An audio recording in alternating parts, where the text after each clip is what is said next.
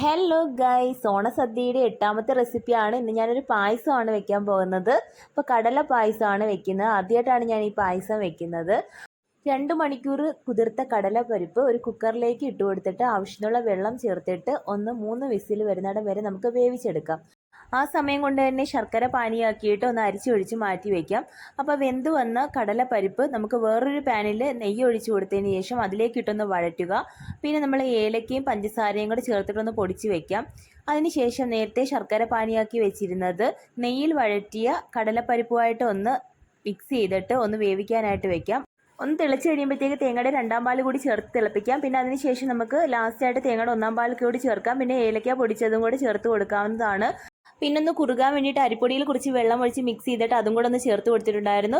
വേണമെങ്കിൽ നെയ്യിൽ വറുത്ത കാഷ്യൂനട്ട് കിസ്മിസൊക്കെ ചേർത്ത് കൊടുക്കാം. ഞാൻ വിചാരിച്ചു ഓണത്തിന് ചേർക്കാമെന്ന്. അങ്ങനെ പഴമൊക്കെ കൂട്ടി ഞാൻ അങ്ങ് കഴിച്ചു. ഓണത്തിന് എല്ലാവരും ട്രൈ ചെയ്യണേ.